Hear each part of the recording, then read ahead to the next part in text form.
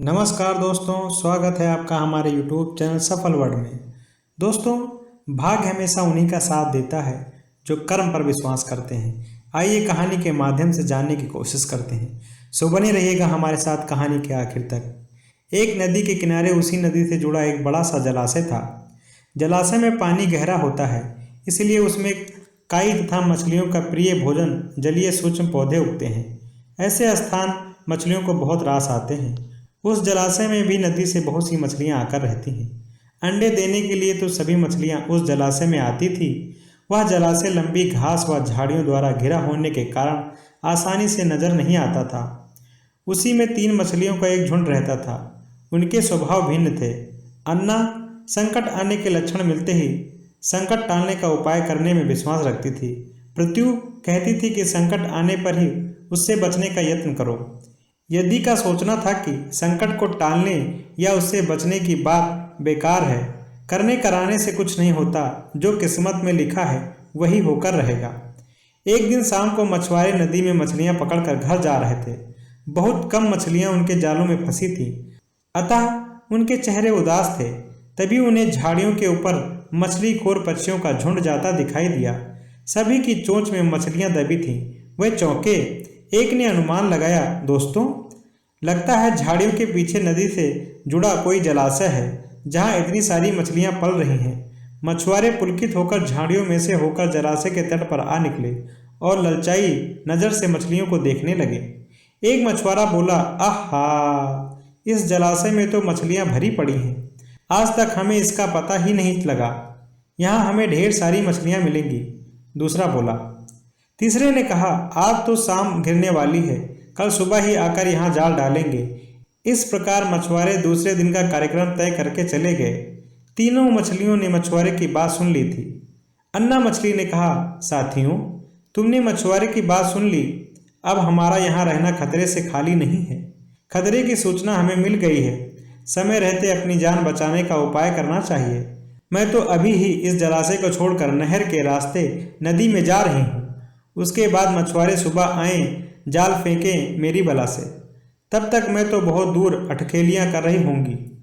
पृथ्वी मछली बोली, तुम्हें जाना है तो जाओ, मैं तो नहीं आ रही। अभी खतरा आया कहाँ है जो इतना घबराने की जरूरत है। हो सकता है संकट आ ही ना। उन मछुआरों का यहाँ आने का कार्यक्रम रद्द हो सकता है। हो सकता है रात को उनके जाल चूहे कुतर दें। हो सकता है उनकी बस्ती में आग लग जाए। भूचाल आकर उनके गांव को नष्ट कर सकता है, या रात को मूसलाधार वर्षा आ सकती है और बाढ़ में उनका गांव बह सकता है। इसलिए उनका आना निश्चित नहीं है। जब वह आएंगे तब की तब सोचा जाएगा।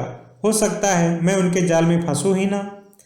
यद्दी ने अपनी भाग्यवादी बात कही। भागने से कुछ नहीं होता है। मछुआरों को आना है तो वह आएंगे। हमें जाल में फंसना है तो हम फंसेंगे। किस्मत में मरना लिखा है तो क्या किया जा सकता है। इस प्रकार अन्ना तो उसी समय वहां से चली गई। पृथ्वी और यद्दी जलाशय में ही रही। भोर हुई तो मछुआरे अपने जाल को लेकर आए और लगे जलाशय में जाल फेंकने और मछलियां पकड़ने। पृथ्वी ने संकट को आए देख तो लगी जान बचाने के उपाय सोचने। उसका दिमाग तेजी से काम करने लगा। आसपास छिपने के लिए कोई खोखली जगह भी नहीं दिख रही थी। तभी उसे याद आया कि उस जलाशय में काफी दिनों से एक मरे हुए उदा बिलाव की लाश तैरती रही है। वह उसके बचाव के लिए काम आ सकती है। जल्दी ही उसे वह लाश मिल गई। लाश सड़ने लगी थी। पृथ्वी लाश के पेट में घुस गई और सड़ती लाश की सड़ांध अपने ऊपर लपेट कर बाहर निकली। कुछ ही देर में मछुआरे के जाल में पृथ्वी फंस गई। मछुआरे ने अपना जाल खींचा और मछलियों को किनारे पर जाल से उलट दिया। बाकी मछलियां तो तड़पने लगी, परंतु पृथ्वी दम साध कर मरी हुई मछली की तरह पड़ी रही। मछुआरे को सड़ांध का भभका लगा तो मछलियों को देखने लगा। उसने निश्चय पड़ी पृथ्वी को उठाया और सूंघा। आक, यह तो कई दिनों से मरी मछली है, सड़ चुकी है। ऐसे बड़बड़ाकर बुरा सा मुंह बनाकर उस मछुआरे ने पृथ्वी को जलाशय में फेंक दिया। पृथ्वी अपनी बुद्धि का प्रयोग कर संकट से बच निकलने में सफल हो गई थी। पानी में गिरते ही उसने गोता लगाया और सुरक्षित गहराई में पहुंचकर जान की खैर मनाई। यद्दी भी दूसरे मछुआरे के जाल में फंस गई थी और एक टोकरे में डाल दी गई थी। भाग्य के भरोसे बैठी रहने वाली यद्दी ने उसी टोकरी में अन्य मछलियों की तरह तड़प तड़प कर अपने प्राण त्याग दिए।